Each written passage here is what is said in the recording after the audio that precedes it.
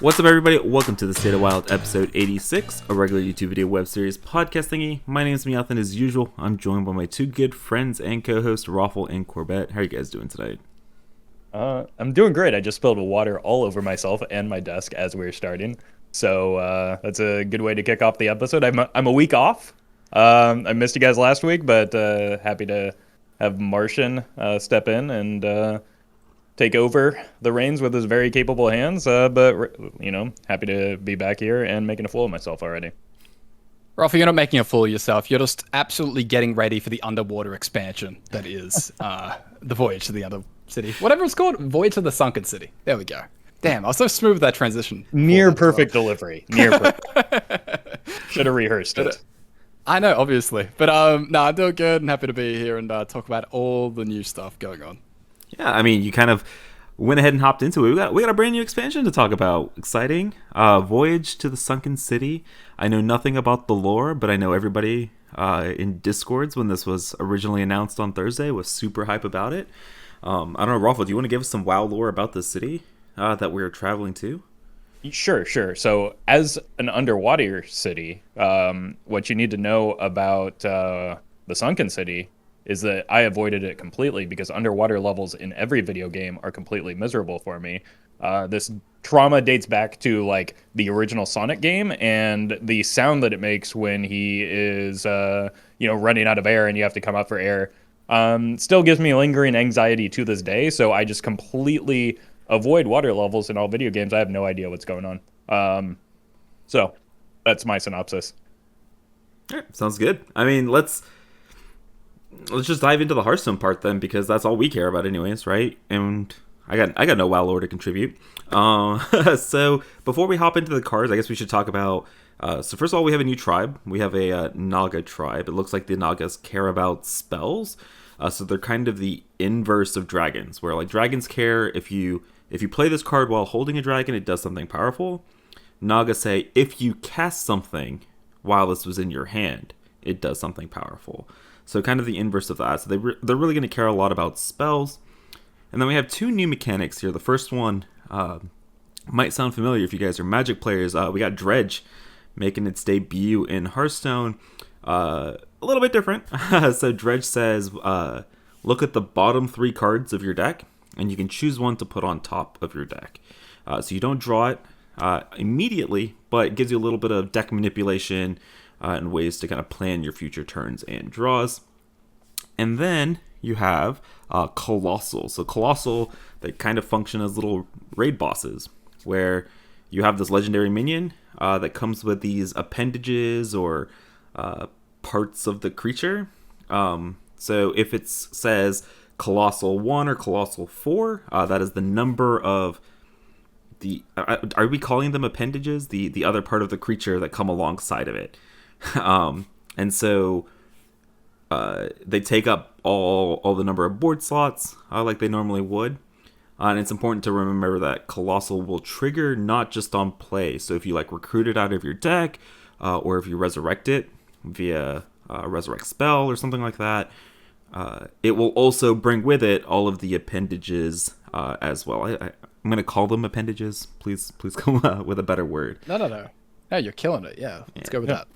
All right. Colossal appendages. Who doesn't love a good colossal appendage every now and then? I hate this already. I hate where we're going. Great way to kick off the episode. But yeah, so obviously we're going to be talking about all of these cards in terms of wild and wild power level. So we have about 30 or so cards. If cards are very obviously not wild playable, we're probably going to skip over them. So apologize in advance if you think something's going to be really, really powerful or playable that we skip over. Let us know down in the comments why we were wrong. All right. You guys ready to dive into this? Sure thing. All right, let's go. I mean, very apt choice. Very apt word choice there, Mia. All right, let's dive into Demon Hunter here first. So let's talk about Multi-Strike first off. This is a 1-mana fel spell that says, give your hero +2 attack this turn. They may attack an additional enemy minion. So kind of mini Wind Fury on this, or like a mini Warglaves. It's kind of sometimes a 1-mana deal for, not too bad. Also seems pretty damn good in combination with Jace in Demon Hunter. Right. Yeah. The fell spell tag is important for Demon Hunter, not just for the Jace, but also like gives you maybe consideration for running the Murloc and an odd Demon Hunter as well. Just because like this is a card you probably want to run in that deck to begin with. 1 mana deal 2 is already good, but then you get to go face wall clearing something from the opponent's minion. You can stack attacks with this too. So I imagine that like the multi-strike isn't just limited to the damage that you're getting from this card. If you have a weapon equipped, if you have Twin Slice, Furies locked and loaded, like you can do some significant damage with this, not only to the opponent's face, but to like paving the way for your minions, or if you've got the Warblades attached, you can buy yourself some additional time to keep going face in the future. So there's also potential that like the lifesteal weapon gets a nerfed, and maybe you get an extra charge of it, which could be worth considering for an odd Demon Hunter as well. But I think this is just a high quality card as it stands. Yeah, for sure. In aggressive mirrors, sort of just acting as a 1 mana cleave, like that's pretty ridiculous a lot of the time. And then the like you're saying, the ability to sort of like push damage on minions and push damage on face at the same time is kind of very, very important for odd DH in general, like because you need to be able to keep swinging in that face damage. It's what makes the weapon, the 1 mana like honorable kill weapon pretty valuable. This doesn't necessarily have the same upside as the honorable weapon, but it's not as exact. You don't have to exactly like kill the thing, which makes it a lot more flexible. And yeah, Roffle bringing up the Murloc is a huge deal because, man, that Murloc is like waiting to be busted. Like, that is so good. And every time you get anything that even is remotely playable as a odd-costed fell spell, that's a big boost and like a huge leg up for that kind of direction and the archetype in general. Right, because right now, like, the only cards that are even in consideration for the deck are Mana Burn and Fury. If you increase the density of that, you're increasing the consistency to which it's online. And, like, you don't want to like just throw out a 1/2 with taunt on turn 1. You really do want to get the effect of this, and when the effect is active, it's a pretty high quality card. So yeah, I agree that there's a lot of things to like about this card. Yeah, for those of you that don't know the card that we're talking about here, it's like Megamorphin or Metamorphin? Metamorphin. Metamorphin. Yeah, it's a 1 mana 1/2 Murloc with taunt, but if you have cast a fell spell this turn, it becomes a 1 mana 3/4 with taunt, which is kind of busted and a very good shout. I also just kind of agree. It's also a very high quality card on its own. So like even if we aren't going the fell like synergy stuff in Odd Demon Hunter just yet, like I feel like it has to make the cut. It's a really really kind of solid card for those decks. All right, and now let's move on to our first colossal minion here, the first legendary here for Demon Hunter. And so it is confirmed, by the way, before we dive into this, every class will have a colossal minion. So the one for Demon Hunter here is Zlag of the Abyss. Cora confirmed it is Zlag or Zlag. Okay. So yeah. Zlag. I think these are all made up names too, so there's not like lore to correct us here outside of the devs themselves.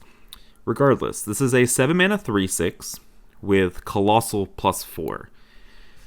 So the minions that it summons are these 1/2 demons.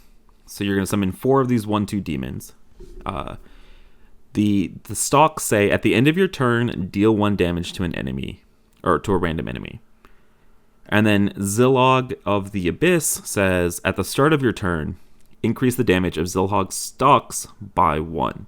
So essentially you're going to play this as a 7 mana, 7/14, that deals 4 damage to random enemies. And then at the start of your turn, that damage is going to scale up by 1 for each of those that remain.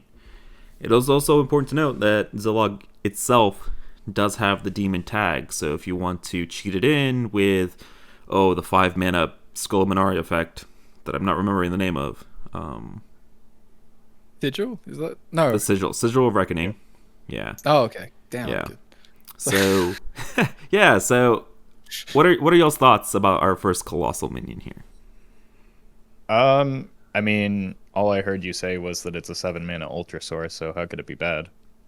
But more seriously, like when you pay more than 5 or 6 mana for a card in Wild, you want to look at does this have an immediate impact when the turn that it comes out? And this one is kind of a soft yes. Like, I don't know, dealing 4 random damage on turn 7 isn't great, but the fact that it does have a demon tag may be its saving grace, and that you can cheat it out with things like the Sigil, the Fell Screamer, the new 6 mana legendary as well. You can copy it while it's in your deck. So there are ways to get it out, and like Big Demon Hunter is an archetype that they've printed a lot of support for. So I don't think it's going to be busted, but I think it's like it's a card you consider running it in that deck because it's cool, and it again has that immediate impact on the board. I just don't know if the impact isn't going to be enough for it to like make this a high quality card, just because like 4 random damage at the end of your turn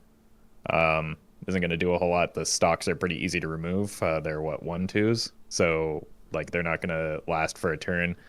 And honestly, you're just going to be dead over the top a lot of times on turn 7 anyway. So it's like, it's a cool card. Probably not super competitively viable. Yeah, I mean, it's really at a similar power level to pre-nerf Priestess of Fury. But the format has changed a lot since since that time. Like, we're a year ahead now, so it's obviously just I think it's very similar, but obviously geared towards the token synergies. So it's just made to work with the hero card and the Urzel Giant, things like that, and that's kind of like the benefit of the tokens.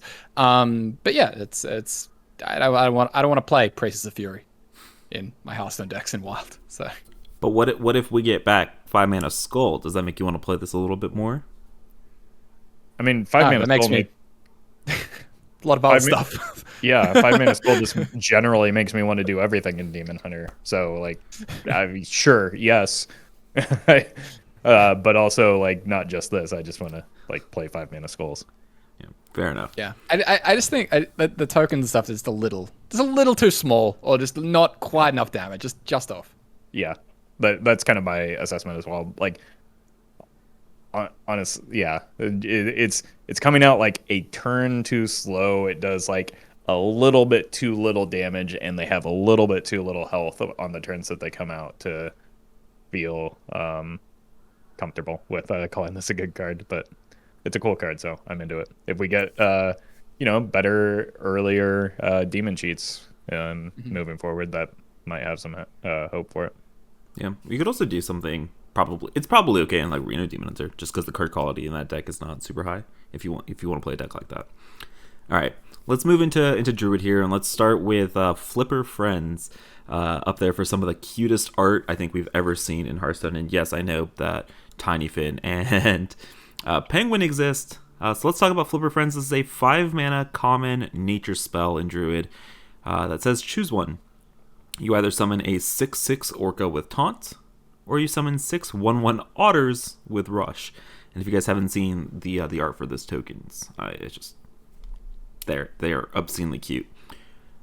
But art aside, 5 mana 6/6 with Taunt, or 5 mana 6 1/1s with Rush. It is important to note that both of the things, Otters and Orca, are beasts. Maybe that's relevant for this newly dominant Beast Hunter. Or Beast Druid, sorry. Yeah, I don't know. Corb can correct me if I'm wrong, but like he has a little bit more experience refining that deck than I do for sure, and has had a lot more success with the deck than I am for sure. But like 3 mana for 4 bees is, probably of higher quality than 5 mana for 6 otters. I feel like, maybe again just like a turn or two too slow for what that deck wants to do. You kind of want to be getting online for your like Oracle or big pop-off turns with that deck, I feel like, before then.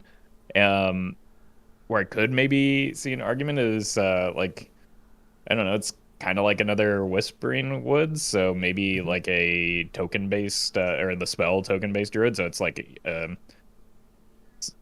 somewhere between a Glowfly Swarm and a Whispering Woods, so you're like able to create another layer of threats. Probably a little bit better for that type of deck than a scale of Onyxia, just because you want to be pushing aggression rather than responding to the opponent's board. So this paired with like Mark the Lotus, or followed up with a Arbor Up, can be pretty nasty. Yeah, I really like this card because I think it can push a lot of borderline synergy cards and ideas just as like one card. So whether it is that like token strategy that you're talking about, whether it is like even like slotting, maybe you can like slot in Matriarch at that point, because then you have like the Flipper Friends, the Glowflies base as well. Maybe Matriarch is worth it, but then I don't know, maybe not, maybe because like it's just a bit too slow at that point. But it's also really good maybe if you want to look at Arcane Tyrant or Defender. Like more proactive 5-cost cards are very, very cool. There's another big thing that I really think is kind of huge with this, and in addition to something else that just got printed, Gloop, the Floop's Glorious Gloop. It's very good with this, and like the more cards that you get that work with Gloop, the less situational Gloop is. And at some point between this and Scale of Onyxia and Poison Seeds, at some point it becomes very consistent that a 1-mana card is cheating out these cards effectively for 0. And that can be really huge as well. So I think there's a whole bunch of applications. I think this card's very flexible, and like I said, it's very subtle and push a whole bunch of strategies and sort of other cards that are a consideration and maybe strong enough down the road with just one card. So I really like it, and it's super cute. So yeah.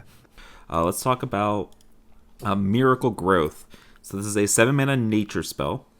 Draw 3 cards, summon a plant with taunt and stats equal to your hand size. So we kind of went through this on stream when this card was revealed. So let's say you're playing our normal Dragon Druid that's become super popular. So let's say you go Breath on 2, you have about 4 or 5 cards in hand, and then you Okins on 4, and then you play Guff. And so you're curving into this card in an ideal scenario. You're sitting there staring at a 7-mana 7/7 with taunt that has drawn you 3 cards for 7 mana that you're playing on turn 4, turn 5, because this is Druid. And so in those scenarios, is the card good enough? I know it's probably maybe worth looking at in a Celestial Alignment deck, because it does cost 0 with Anaconda, and it draws you 3 cards. But outside of like Celestial Alignment decks, which aren't super popular or super good right now, how are we feeling about it in just like our normal slow control Druid decks? It's tough to say. Like leaning towards yes. It just looks like a I don't know, earlier UI kind of a thing. Like there are a lot of words on this card, and it's drawing you cards, and mana is really just a social construct when it comes to Druid. Like you're just like you said, you're playing this on turn 4 or 5 in the ideal scenario, but I think it's just kind of fine, even like as long as you get Guff online. I think you're just kind of happy to roll into this. I'm actually less high on this in like an alignment deck, because if you start doing your Anaconda pop off, you might run into board space issues with this actually developing a minion. I think you'd rather just have 7 mana draw 5 in that instance and run the nourish. So the problem though is that it's hard to find room in those slow dragony decks, right? There are a lot of high quality Druid cards that have a lot of words on them that do a lot of things on one card, and so making room and paring down space is going to be what leaves this card out of those lists if it does not make the cut. Yes, there's a lot. I don't know. It's better than the Overflow for sure. 2 less cards, but you get somewhere between a 6/6 and a 9/9 or a 10/10 a lot of the time. So that's pretty damn good. Yeah, I really like it in multiple Druid archetypes. Like I said though, the Druid card quality is so high right now. It's tough. I don't know exactly where we start cutting for something like this, but man, even if you just bloom this out pretty early, that can be kind of toxic as well. So I don't know. This seems very, very good in lots of different positions. So we'll have to see. Yeah, this is just Overflow UI version number 3, and I think I agree with you that it is just kind of straight up better than Overflow. And And like the nature tag is also super relevant for a lot of things that Druid has going on. So yeah, Miracle Growth, yet another powerful tool that we're going to probably be seeing a ton of, because that slow Druid deck doesn't look like it's going anywhere anytime soon. All right, we do have both Druid legendaries to talk about though. So let's first off start with Hedra the Heretic. So this is a 7-mana 4/5 Naga. Battle cry: for each spell that you have cast while holding this, summon a minion of that spell's cost. Reminds me a lot of what is it? King Feoris was the 10-drop that gave you the full board of stats, kind of like a reverse Feoris here. So if we're trying to if we're looking at normal Druid decks, are we happy just slotting? We just slot everything in these slow Druid decks and run a 45 card deck and be perfectly fine because all these cards seem very high quality. I guess my question is how much stats do we need to be pumping out to make this card worth looking at? And should we actually maybe, like, is this payoff powerful enough for us to build a deck around? So two separate questions here about Hedra. I mean, I'm gonna build a deck around it, but she's a threat on her own, right? So I don't know, maybe you can slot her in. She's like an early N'Zoth, if you want to look at it that way. But you don't get to really. The problem is you don't get to choose the minion that you summon for that. So like N'Zoth, you can stack and load it up pretty good. I don't know. It seems like a fun card. I don't know how. Like anytime you're summoning a random card in Wild, kind of got a lot of variance in there and a lot of just like vanilla minions. So if you think about playing this card on, like, you don't run a lot of high cost spells in those slower Druid decks that aren't like that are more than 4 mana, right? So like, are you really happy summoning this card? You get 6 drops maybe. I don't know. Yeah, the difference between something like this and Onyxia, like, it feels like Onyxia is going to have a lot higher immediate board impact a lot of the time. And the counter argument is like, yeah, but Onyxia costs 10, this costs 7. Yeah, but you're probably not able to play this card that early in the game anyway. So for a lot of times it does function. It probably is like a 10 mana card, essentially. I don't know. I don't really trust this one. I think there's a lot of competition right now for like Druid late game and what you want to be doing there. And I just think you have to invest so much, and the fact that it has to be in your hand while going through all this apparent setup, this does not make me very excited for it. So I'm not really a believer in this at all. It's also not a dragon, so if you're relying on this for as a layer of threat in your Gazakazan deck, like that's probably not a good thing to do. I'd also like delays your Kazakhstan as well. All right, very good point. The Druid legendary that I was the least excited about. Let's talk about Kolak, or the Torterra lookalike, big ass turtle. In Druid here. So 7 mana 6/5 beast with colossal +1. The 7 mana 6/5 beast is immune while you control Kolak's shell. So shell is the appendage that it summons, and the shell is a 5 mana 0/8 taunt that also has a beast tag with Death Rattle, gain 8 armor. So 7 mana 6/5 immune until you kill this taunt thing that's going to basically gain you 16 life. Seems pretty powerful. I mean, the issue is just like where do we fit it is the big thing. Yeah, that was my question as well. Like, it's. I mean, Druid has no shortage of armor gain or late game threats. So, like, where does this slot in? I guess is my question. I think that, like, I don't know, it's one of the cooler colossal minions that I could see being the most relevant, just because again, it does like Druids can get it out quickly. Druids can bring it back.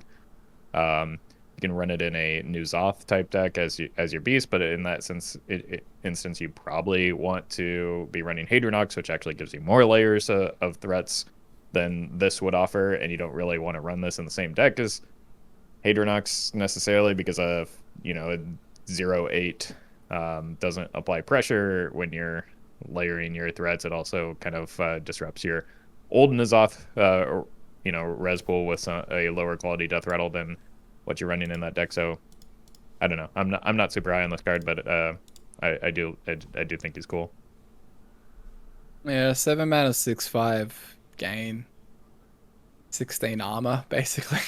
Um, I don't know. That's a lot. Like, also the fact that it is 7 cost. A lot of the 7 cost targets right now in Druid aren't great. So I'm thinking like Juicy Slack Melon, is sort of like a small detail because we do have a lot of good 8s through 10s right now with the Nixia and Kazakhstan and stuff, but 7's a little light. Um, I don't know. 16 armor essentially is so much. And like the argument can be like, oh, it's weak to silence, but I don't think that tends to stop cards from ever being very good, you know? Like there's not like that much silence running around the format. So I'm not sure. It wouldn't So shock me very much at all, like if it's still play. yeah, I think it'll see some play, but I don't think it'll be like I don't know. Is it that much better than Mutanus at the 7 drop? Like, and on top of that, like, yeah, 16 armor is a lot, but like, doesn't Branching Paths kind of already do that? And it has the Yeah. flexibility of allowing you to draw cards or close out the game. Like, again, we're talking about Druid here, where the card quality is really high.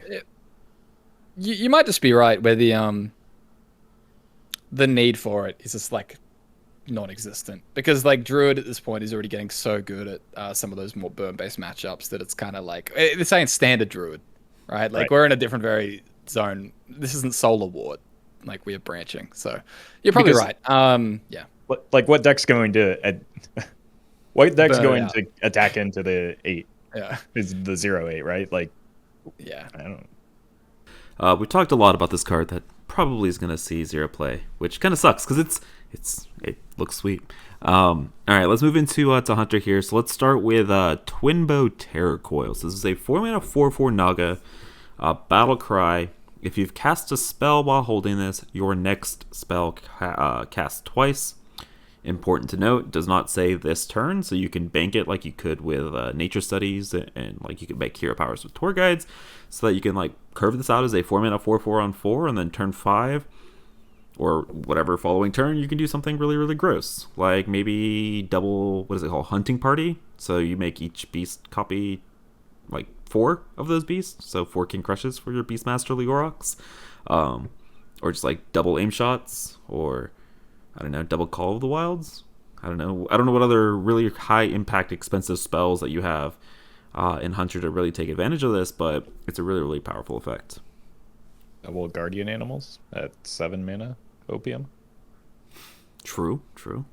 But yeah, it's a cute card. I'm excited to play this one. I don't think it'll be terribly relevant, but like it's got some fun potential to it. I didn't even think about the fact that you can bank 2 aspects of this, right? You don't have it doesn't have to be the turn that you play the Naga that you played the spell, and it doesn't have to be, or the first spell that is that activates this.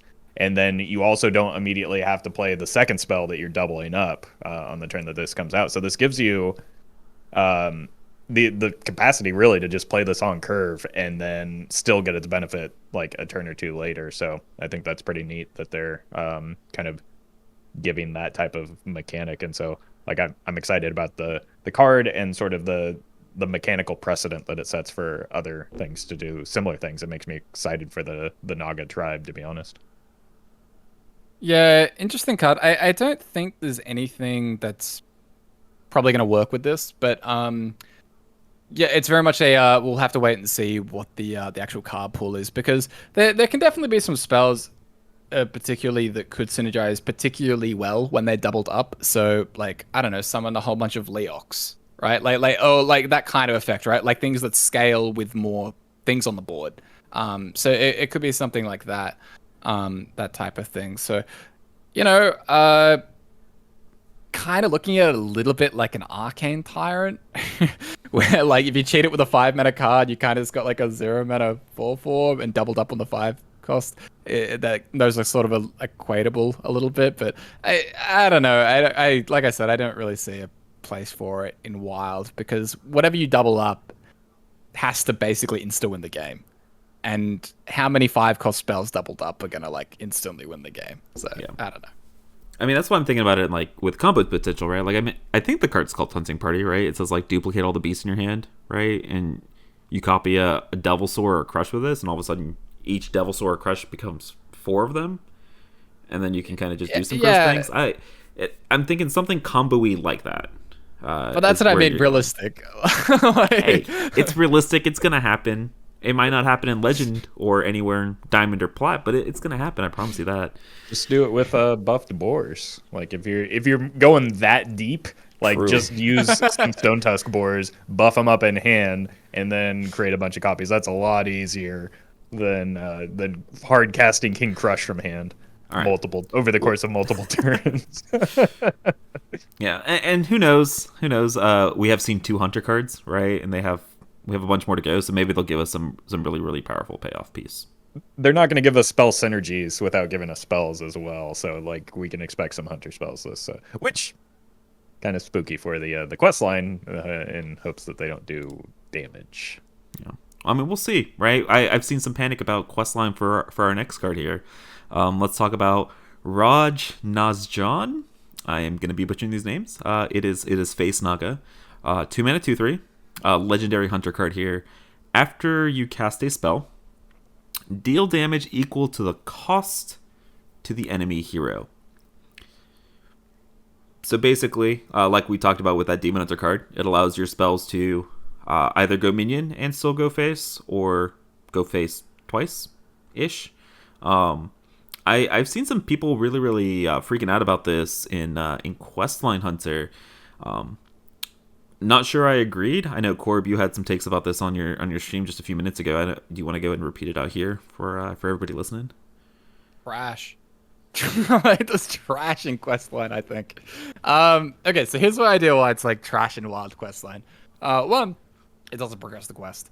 So like pre-quest completion, it doesn't do anything. It's a 2 mana 2/3 that deals what? Like we're gonna weave it in on turn 5, and it's like, oh, we dealt 3 damage to the enemy hero. That's crazy.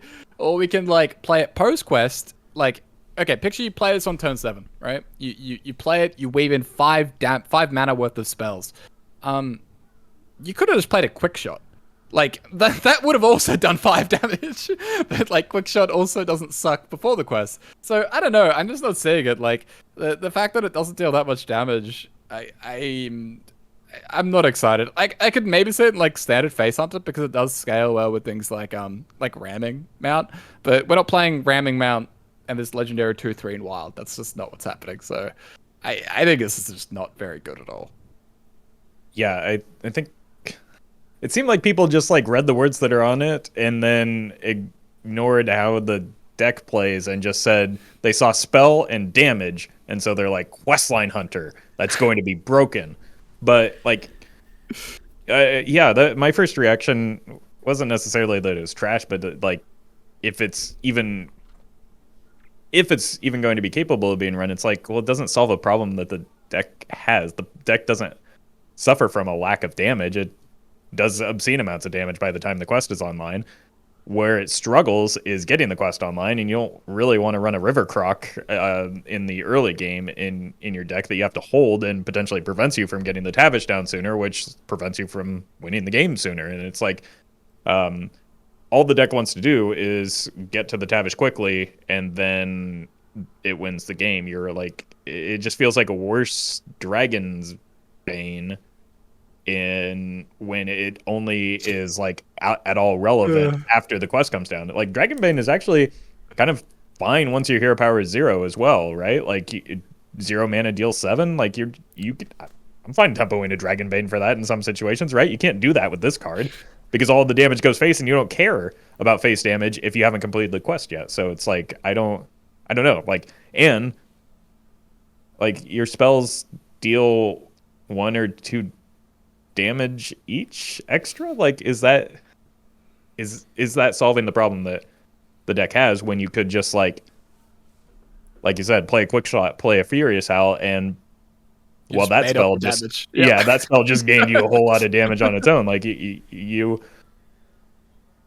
deck only suffers when it has an empty hand after the quest is done. I feel like this card being in your hand when the quest is done only makes it more likely that you're going to have an empty hand when the quest is done, because you're going to be holding this card or some other spell is trying to eke out value in a situation where it's just like, I don't know. I don't see it, but It could be the Warlock questline all over again. Who knows? I'm sure that there are some people that are going to comment on YouTube telling us how wrong and dumb we are, but I don't care if they're right about that. I think they're wrong about this card.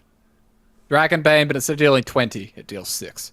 The nuts. The fact that people are comparing this to Dragon's Bane actually blows my mind. Like, Dragon's Bane is so good. This is so much worse than that card. You can't say it in the same conversation except for saying it's 10 times worse. Well, if you think about the end game of the deck, the main source of damage it gets once it gets the Tavish online is hero powers, and Dragonbane synergizes with hero powers. You're playing spells just to get more hero powers. You don't really care about the additional damage that you're getting out of them, and you certainly don't want to lose a spell slot in your hand which gives you fewer hero powers just to amp. It's a card with spell damage. Would you run a card with spell damage +2 in Questline Hunter? We have those cards, and we're not playing them, so obviously not. Yeah. I want to bring up one final thing here before we move on. I know, Corb, you've toyed with the idea of just like a pure face hunter in Wild. I don't know if you've thought about that anytime recently, but would this probably slot into that? Probably not. Like I don't know. I didn't get that far with the face hunter because the face hunter kind of struggles a little bit, but I'm not even that excited for it in face hunter, to be honest. Like, even at standard, I'm kind of like, the idea being that like, against decks that would allow this to stick on turn 2, you mostly are going to be developing minions and developing more tempo, not like burning your spells, right? Which is what your spells mostly are. So it doesn't really work great there. And aggro mirrors is a River Croc that does literally nothing, because that's not relevant. Chipping in that extra 2 damage. Oh yeah, killing it. And then, like, because you're playing Face Hunter, you're not like hoarding resources and making this big wombo swing where it deals 6 damage on turn 8. Like, that's not how this works. This isn't that's not how Hearthstone. So I can maybe see it for the one reason standard, where it's like the tempo is the spells, which is why it's like ramming Mound or whatever it is, and then the biscuit, stuff like that. But yeah, I don't know. I don't like this card. Yeah. All right. I mean, even in those situations, you still have to stick the minion to, like, right, and it's still just a River Croc, so that's why I'm like, ugh. Like, I don't know. All right, fair enough. All right, let's move into Mage here, because I know there's some Mage cards that have got people super excited. So let's actually start with Spell Coiler here. So this is a 2-mana 2/3 Naga. Battle Cry. If you've cast a spell while holding this, discover a spell. Any Quest Mage enthusiast in the call? I mean, this seems like tailor-made for that kind of deck. I don't know how good that deck is, but it seems like it slots right in. That deck's pretty nutty. I've played it recently. The minion heavy Quest Mage, with like the brand parroting the coin stuff, seemed pretty gross. I don't know. I like, people are having good runs up High Legend with it, but like, even at Diamond 5, I was just dominating. So I think there's something there. This may slot in. The thing the problem with this is the open-ended nature of the Discover spell. So it's a minion that discovers a spell. That's everything that the deck wants, because it wants to run a lot of minions so that it can run Book of Specters.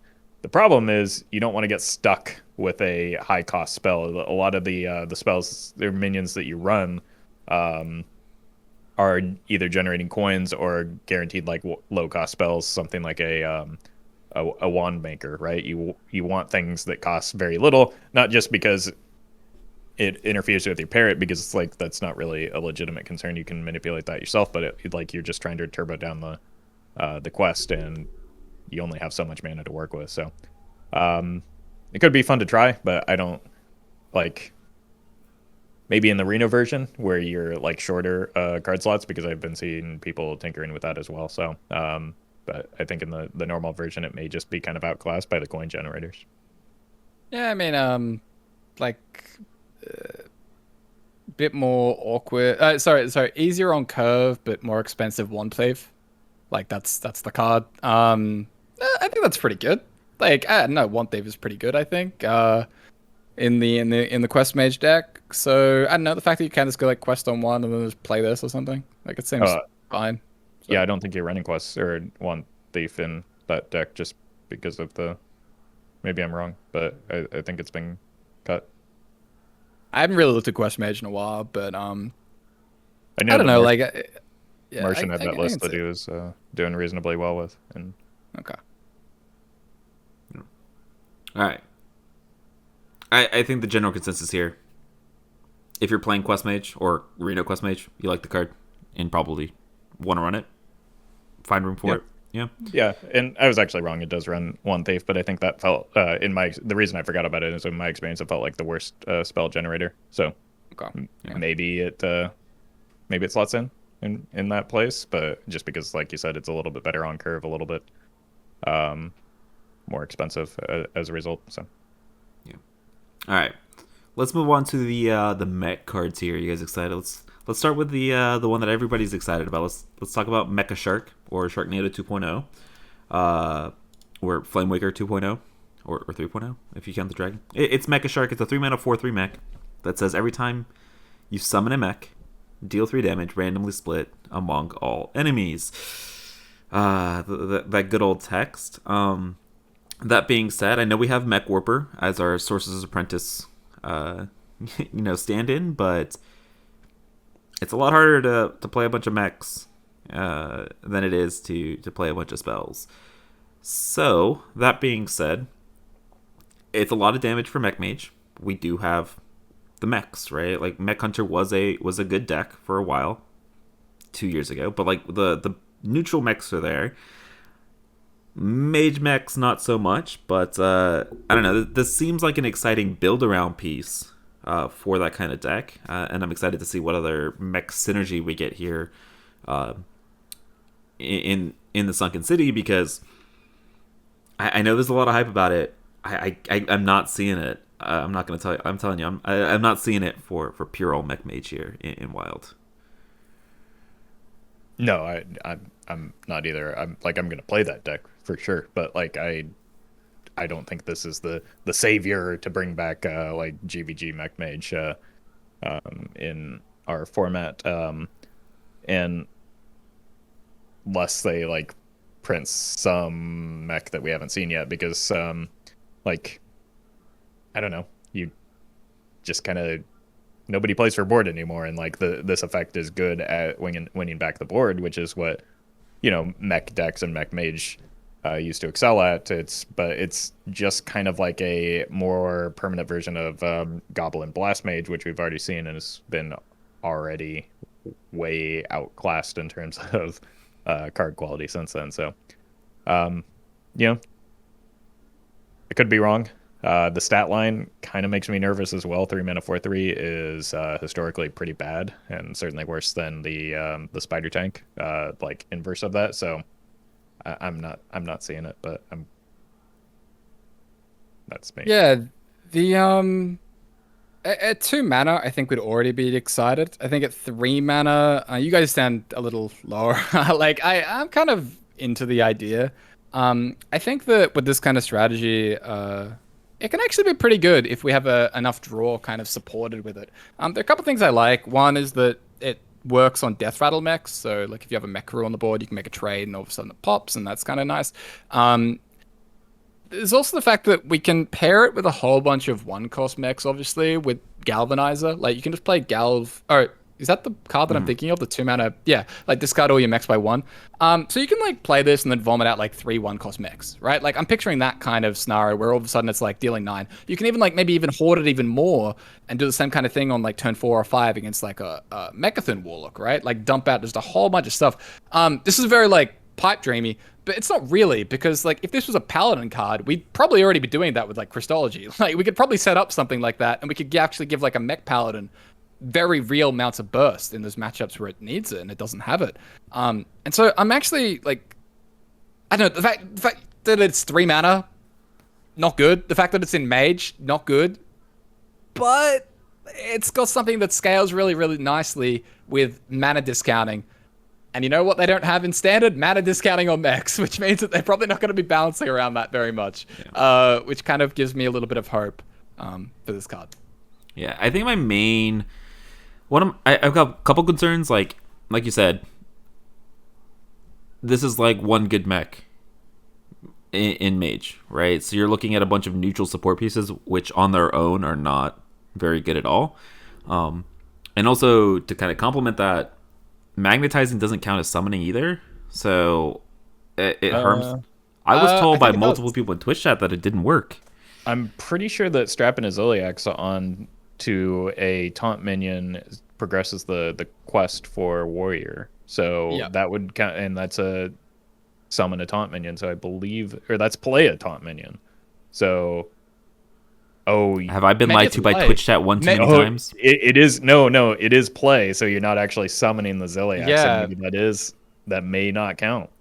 Yeah, there was something in the back of my mind about magnetic working with something like that. Like I was totally with Roffle where there have been situations before where it felt like it counted, but it might just be play, right? But it doesn't count as summon. So yeah, that might just be it.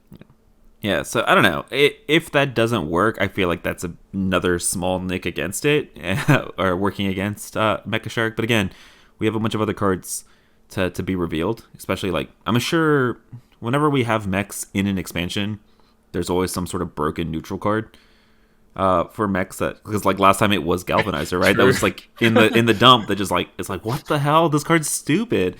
At least in Wild. So I'm sure there will be more support for it, and I'm excited to look at it, you know, at the very end once we've had everything revealed. But like with just Mecha Shark, looking at some like theory crafting lists, like it does not look like it's there. I want to see Ram Commander that gives you mechs. No. You know, like something like that, right? Like that could be really, really broken. No. Please no.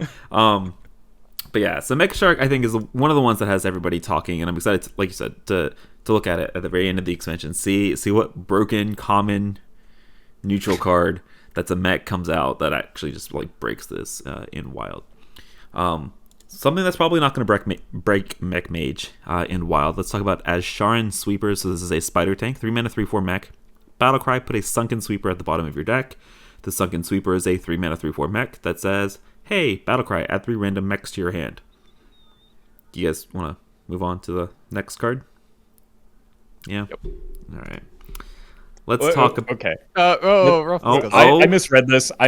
It's a 3 mana draw 3. That's pretty good. If there are going to be things that manipulate, that like Dredge manipulates the bottom of your deck, right? So you can bring this to hand pretty quickly. If we get a decent mech with Dredge, which I feel like is a pretty likely scenario, that gives you a fair amount of fuel for the Mecha Shark potentially, right? Yes, there's some really bad mechs, but like it's a 3 mana 3/4 that adds 3 cards to your hand. I feel like if you can dredge that up, which is the whole point of shuffling it to the bottom of your deck, and again, I feel like the mech that we're going to get as a neutral, I don't think this is going to be a mech heavy set. I think maybe we'll get one more in Mage, but I don't think I guess I wouldn't print Mecha Shark without adding additional mechs, so maybe we'll get a couple more in Mage. But I think I could very well see like a 2 mana 2/3. Similar to the pirate, that is just a mech that dredges, and if that happens, then you can get that into hand. That gives you fuel for the Mecha Shark. It gives you galvanizer fuel. It's slow, but like if we're living in that dream world where we're banking mechs in hand, like that's doing it. So it's better than I initially thought, because I thought it was shuffling those mechs into your deck again. So like that's good at least. I don't know, spider tank into vanilla Dredge into like random mechs in hand. And like, oh, you want to get some random 6-cost mechs from GBG? Like, a lot of the mech pool is so bad. Like, I kind of see where you're going, where the idea of reload is great, but it just seems like a whole bunch of vanilla and a whole bunch of like just your portrait blowing up. I don't know. Well, if we're being honest, that's kind of what mechs are these days. So, like, how is that different than what we were talking about with Mecha Shark? You know, like. Yeah. All right, you ready for the best mech of them all, though? Let's talk about Gaia, the Tectonic. This is an 8 mana 5/7 taunt with Colossal +2. The 2 appendages that it summons are Gaia's Drill. So these are 2/3 mechs with Rush. Okay. And these are important because Gaia reads, whenever a friendly mech attacks, deal 1 damage to all enemies. So this does not mean just the drills. This means if you have mechs on the board, play Gaia, and then attack with the mechs that are already there, you're going to be doing pretty significant amounts of damage to the entire board. The big issue here is that Gaia is an 8 mana mech. So I also have a question for you. Is the mech that's attacking the one that's dealing damage to everything, or is it Gaia that's dealing 1 damage to everything? It's Gaia that deals the damage. Okay. So you can strap a Ziliax onto this in like an LPG mage, and you go like Gaia plus Ziliax, and then heal for like 30. Sounds pretty hot to me. Yeah, no, I think that people look at this, they see the mech tag, and they're like, "Oh, mech mage support," and it's like, no, dear God, no, like don't do that, unless that dream world where we have like a mid-rangey mech mage exists. I think this is probably the best colossal minion that we've seen. It's definitely the best mech that we've seen. I think because like you said, I think you just run it in an LPG mage. Even if you don't strap a Ziliax onto it, I think it's doing good things. Like you're getting 2 AoE immediately from it, and you get to dictate some immediate trades. I talked about this with the Demon Hunter one, and you want to look at like when you're paying a certain amount of mana beyond a certain point, you want to ask yourself what immediate effect does it have? Well, this does,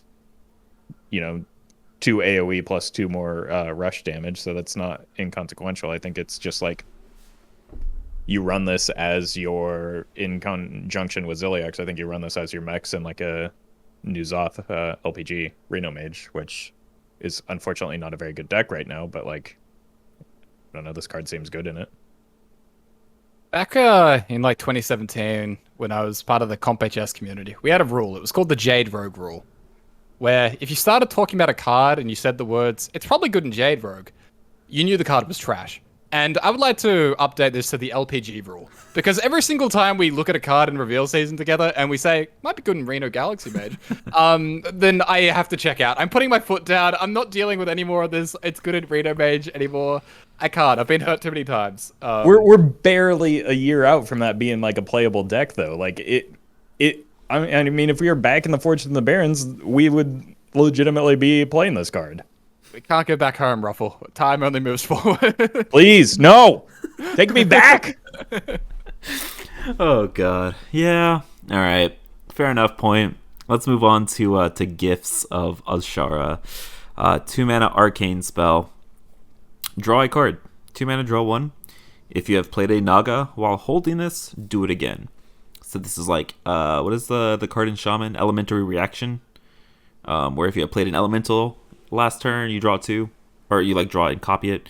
Instead, this is like draw 2. We have seen but 1 Naga in Mage. You probably need to be running a very significant amount of these creatures in order to consistently have this active. But if it is active, it's 2 mana, draw 2. We kind of have those effects kind of already. We have Book, we have Research Project, we have AI, which is unconditional version of this. So I'm not super high on this card, primarily because I don't know if there will be enough Nagas to have this consistently active. But also, it doesn't seem so much more above and beyond the other options in the format to kind of gimp your deck building in order to have this active. Yeah. Yeah, I don't particularly see it. It's a fine card to generate, which Mage does a lot of, but even then, it's just a cram session most of the time. So, yeah. All right. Good talk. All right, let's move into Paladin here. Let's start. It's up there with the Otter for some of the Q to start in this set. Let's talk about Shimmering Sunfish. 3 mana, 2/5 beast. Battle Cry. If you're holding a holy spell, gain Taunt, Divine Shield. So we're going to see some holy spell synergy here for Paladin. This very similar to a card that we already have that I'm not remembering the name of. It's like a 3 mana, 2/5. If this minion has 3 attack, it gains like Lifesteal and Taunt. Taunt Divine Shield feels a lot better to me than that. What paladin decks? Lone. Oh wait, I was thinking Lone Defender. Damn, that's not right. Googled the wrong card. It's the one that gains like lifesteal and taunt, right? Yeah. I know what card you're talking about, and that's exactly what I thought of with this one. Yeah, that's my reaction as well. As the Libra Paladin guy, I don't even want this in that deck because it's probably the only deck that's gonna have a high enough density of holy spells to make us want to play it. All right, let's talk about the other minion here, Seafloor Savior, 2-mana 2/2 mech, Battlecry Dredge. If you dredge a minion to the top of your deck, give it this minion's attack and health. So just to clarify, you're going to be giving the minion that you place on the top of your deck +X+X, which is like the stats for Seafloor Savior as you activate its Battlecry. So basically, if you buff it with like a Banana Man or any of the other hand buff Paladin cards, you can give the minion that you're putting on the top of your deck, let's say +3/+3, +4/+4, so on, so on. That being said, do we like this in hand buff Paladin? It doesn't have 1 attack for us to tutor with Crystology. It doesn't have 1 health for us to tutor off of Solhead's Pride. Is the effect on its own powerful enough for you guys to be interested? I'm gonna go with no.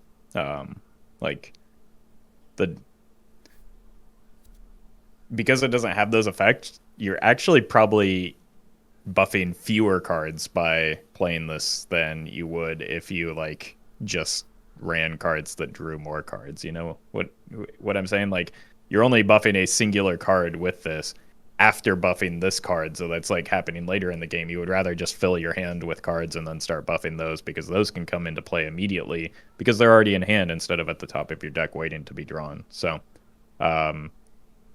yeah, I'm not super high on this card, even though like it reads like a card that wants to be in hand buff Paladin. I don't think it is one. I mean, I went to like mech hand buff Paladin. That's kind of like where my mind went instead. But I don't think that's a real deck. So unless we get some more really strong mechs, I don't think there's a reason to play the mech version of the deck. Yeah, I think it's probably a little bit far off. I mean, I like the card in that deck. Yeah, I think. Like give a minion +4/+4, put it on top of your deck. Like it's pretty good. Like, yeah, I can see that. Yeah. I am not super excited by it, just because kind of similar to Druid. I feel like hand buff Paladin, fingers crossed, with reversions coming as well. Like, we have a lot of really good cards in these types of decks, and so it's really hard for me to see it outclassing some of the other options that we have available. So let's move on to Immortalized in Stone. So this is a 7-mana holy spell. Summon a 1/2, a 2/4, and a 4/8 Sea Guardian with Taunt. So if I'm reading correctly, this is a 7-mana 7/14 in Taunt. So Ultra Sword number 2 of the set already. Yeah, this is 7 mana. That is definitely 7 mana. Yeah. So I'm going to move on, but I'm going to say that it is 7 mana because of this next card that we're going to talk about. It is the Garden's Grace. This is a 10 mana holy spell that hopefully you're never paying 10 mana for.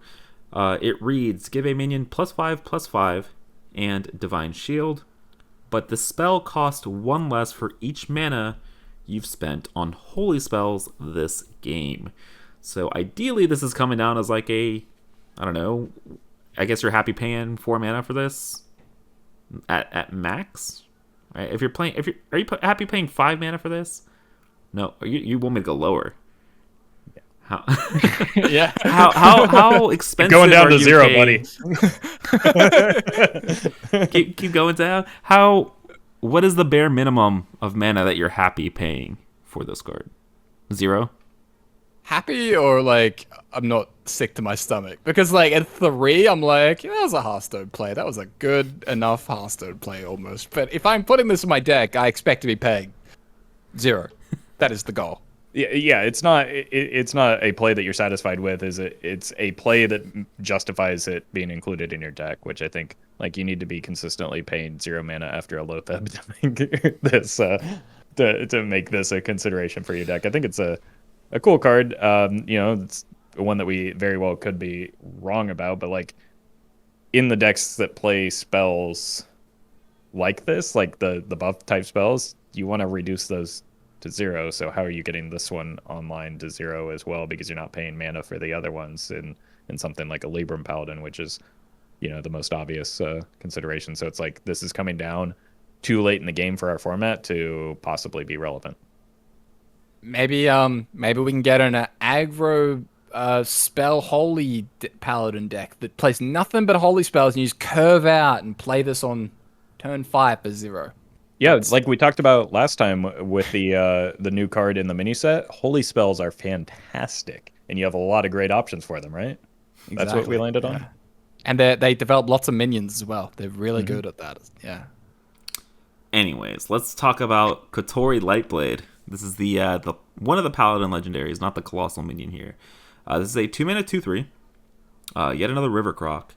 But I'm actually excited about this one because it says after you cast a holy spell on this, cast it again on another friendly minion.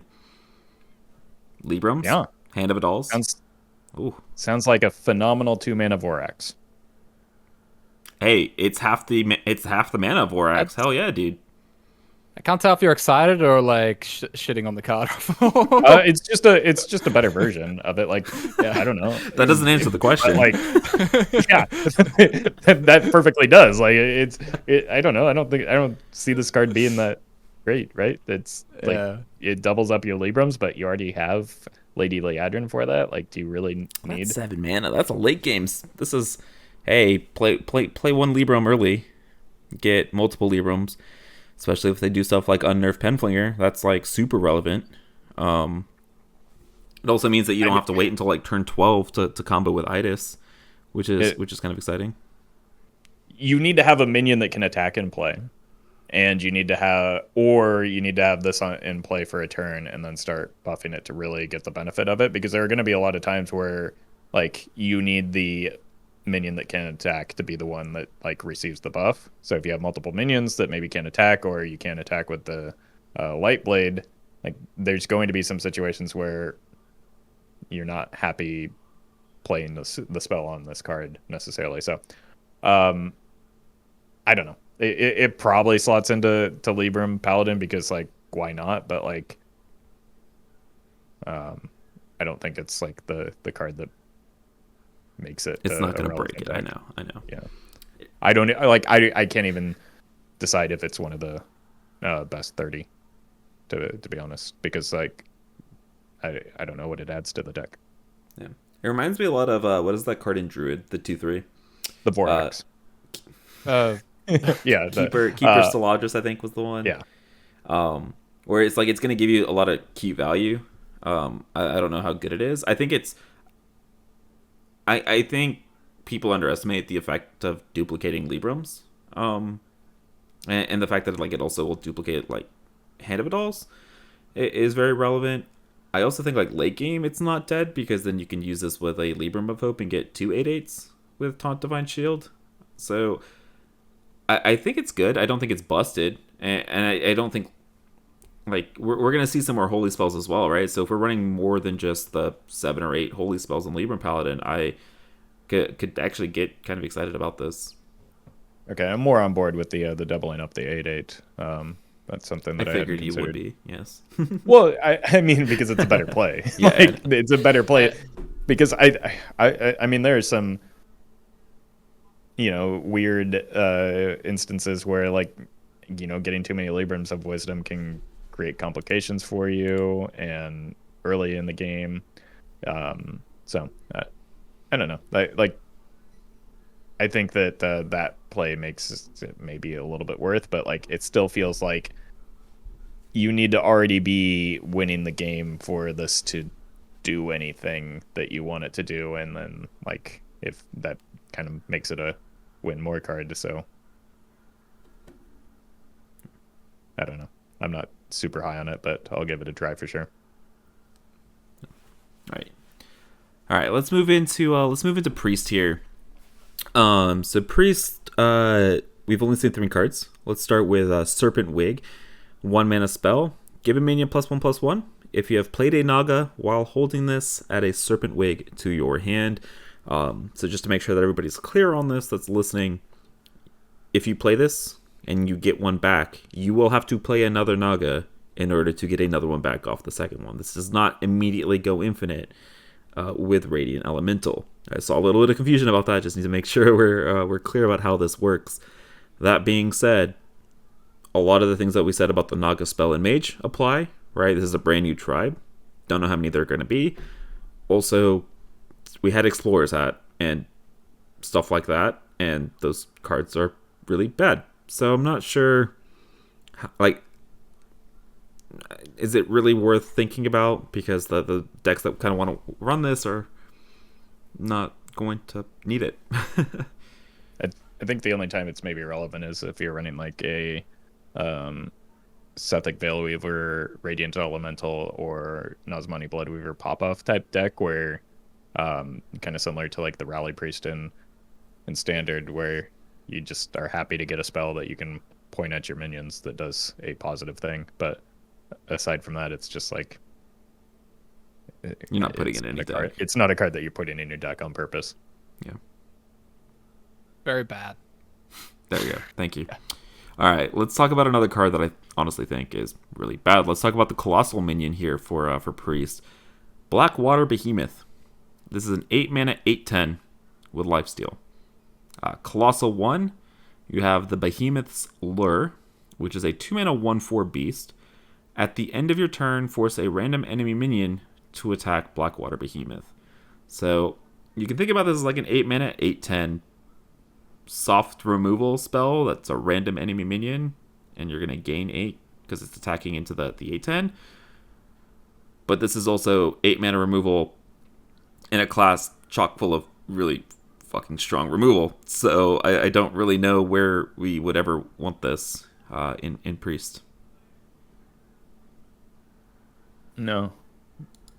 I mean, people will run it in Big Priest, and then they'll resurrect the lure and get real sad. But I'm glad they added the lure, because this card seems like on its own, if it were a singular card, it would honestly, I feel like, be pretty good in a Big Priest, right? Because it's developing a minion and removing it and healing you all at the same time. Like that's a lot of things. So it's a good thing it's got that caboose that you don't want to be resurrecting. Otherwise, like everybody's freak out when they see a Big Priest minion of, oh my god, it's gonna break Big Priest again, as it would be true. Instead, you just end up with an unfortunate, like, it'll probably be a pretty good standard card for the first rotation set, just because of or for the first expansion, when they only have 4 expansions in there, just because it removes stuff, heals, and I don't know. That's about it.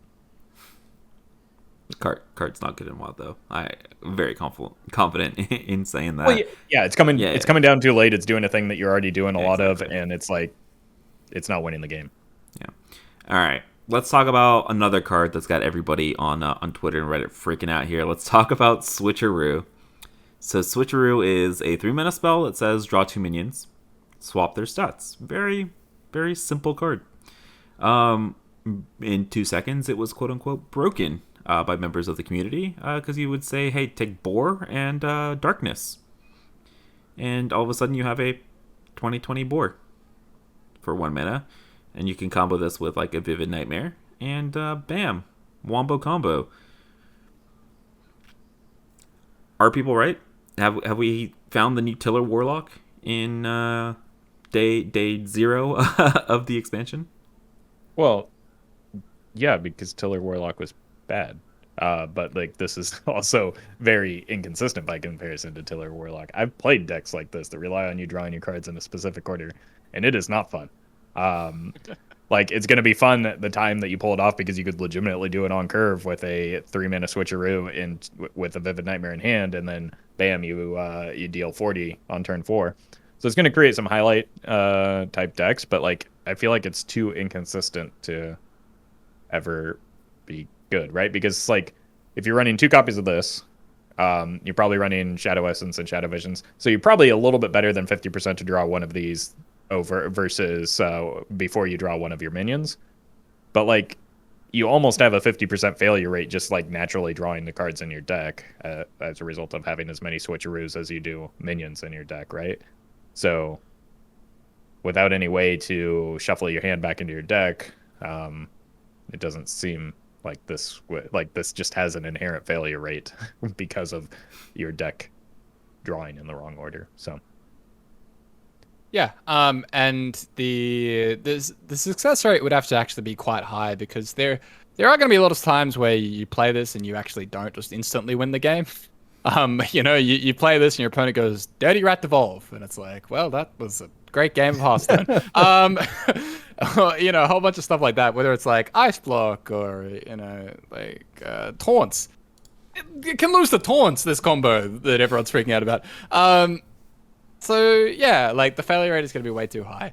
The idea that you want to have with a deck like this is, hey, can you make a deck that's actually like can win games of Hearthstone when you don't do the insta-win combo? We've seen that before with things like Barnes Yashard Spell Hunter, right? Like that was an actual Hearthstone deck if you didn't get the Omega High Roll. When you got the Omega High Roll, it's great.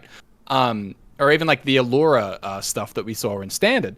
The problem is, how do you make a real Hearthstone deck with nothing but spells and like the darkness and bore and 2 copies of Switcheroo that are completely dead cards? And it's like, you can't. You can't do it. And so I am not fearful. You could always just play this Reno Priest. Hey, Arcane Intellect, pretty nice. I mean, I would say it's just like Shrouded Concealment on its base level if you're not trying to do stupid things with Boar, right? And that's part of the power level of stuff like, what was it, the Horn of Rathion that we were just talking about in the mini set? Like the ability to draw a card or a specific minion is powerful. And the fact that you can say, hey, targeted draw 2 minions, I think is more valuable and more powerful than the fact that, oh, this has combo potential, which it does, but drawing 2 minions is also really damn good. Yeah, there's probably some very exciting stuff that you can do when you have that consistency to like pair up double Radiant or like very consistently get to that kind of thing. There's a lot more degeneracy beyond just Boar Darkness, people. Like there are so many levels of disgusting gameplay that we can go down with this card, and I'm very excited to explore it all. Is it too early to start the Radiant to 4 propaganda? She's not even in the grave, Mia. It's like like, come on. All right. Have some respect. No, I will not. I refuse. All right. So let's move on to Rogue here. Got a couple of pirates to talk about, and they're all odd costs. Odd Rogue, anybody? Cutlass Courier is the first one. 3 mana, 2/5 pirate. Not a stat line we actually see very often anymore. After your hero attacks, draw a pirate. Hey, you know what you do in Odd Rogue a lot? You have a dagger equipped on turn 2, and then you play this on turn 3, and you draw a pirate. Crickets from the audience, thank you. Yep. Yeah. Last time I played Odd Rogue, anything that cost more than 3 or 1 damage needed to go face. Everything that I played needed to go face in that deck. Just doesn't go face. I was trying to appeal to Triple Lift here, make sure that he still listens to the podcast every once in a while. It's a 3 mana 2/5, right? It's not good enough, I don't think. You know what's cool though, is that you can generate non or other class pirates from the Juggernaut, right? Mm-hmm. Oh, nice. Yeah. So and Sky Raider, pretty decent hand refill for that deck, isn't it? Yeah, it's cool. Yeah, I like it. Ruffle, you seem very thrilled about this. I don't think, like, one more high roll pirate doesn't. Hey, it's less likely for you to get smite, right? I will say, like, I don't know, targeted tutoring and stuff is always nice. So, like, I know that we already have raiding party, but like, yeah, maybe there's something. Like even in Quest, probably not. Like, I don't think you want to dump the raiding party just to go get the thing. Like, plus you just run Captain's Parrot if you're that desperate for that. But I don't know, like. I guess it's the pirate itself. Oh, yes? You could draw your Kobold Sticky Finger. And with that, we'll move on to the next card here, before anybody else gets ideas similar to that from Roffle. Bootstrap Bootstrap Sunkeneer. There we go. 5 mana, 4/4. Combo, put an enemy minion on the bottom of your opponent's deck. This is worse Vilespine Slayer. Vilespine Slayer doesn't see play anymore. That is way better Vilespine with Slayer. dredge mechanics, right? With dredge mechanics, I guess you... What dredge mechanics in Wild Me Out? Stop it! It's silence and There's shuffle. going to be a Like, busted... Yeah, People are going to be playing rattles. New Finley that we haven't talked about yet. No, they're not. Silence kill is much better than kill, and Right. there's And not going to 4 be that much dredge. And 4 even if they is a do, bigger number than 3. So That's this also is, important. this is a much better card than Vilespine Slayer, and we haven't seen Vilespine Slayer in years, so it's like it's not going to be played. But like there's no argument. This is a better card than Vilespine. It's a card that's not going to see any play. I'm not going to argue about it. Let's go to Shaman here. No, I need to be right about this. All right, Roffle, you know what? You're right, Roffle. You're right. Thank you. All right, let's move into Shaman here. Let's start with Piranha Poacher. 3 mana, 2/5 Murloc. At the end of your turn, add a 1/1 Piranha Swarmer to your hand. So Piranha Swarmers are these are actual like neutral cards like that you can open from packs. But what these basically are, they're these little 1/1s with rush that scale off of the number of Piranha Swarmers that you have. So after you summon a Piranha Swarmer, all of your Piranha Swarmers get like +1 attack. I believe is like how it functions. So basically, hand refill advantage for Murloc Shaman? Question mark. No, that deck already has Underbelly Angler, and if you listen to Twitch this with Underbelly Angler though, maybe. And if you listen to Twitch chat, it also has the quest, so it doesn't need hand refill. But like, no, I don't. I played that deck recently. Like, you just dump hand, and if you run out of cards, you hope you win before that matters. I don't think that this is a card that costs way too much for the mana for that deck to be happy about playing.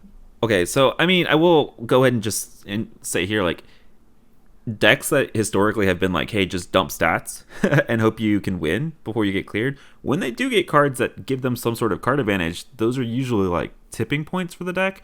I'm not saying Piranha Poacher is good enough for that, but I mean, if you cheat it off with Drekthar, right? Like you cheat out this Piranha Poacher, and then you can the following turn you have like Underbelly Angler fuel, and like it scales with War Leaders and stuff. It's probably not terrible in that deck. That's lacking high quality cards. Are you willing to give up Old Murkai though?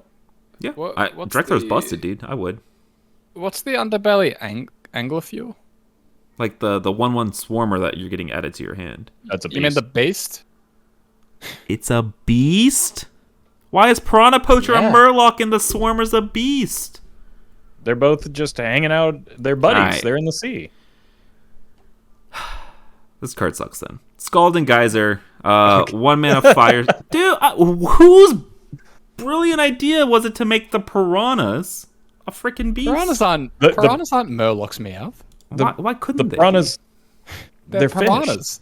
They're piranhas. Murlocs are fish too.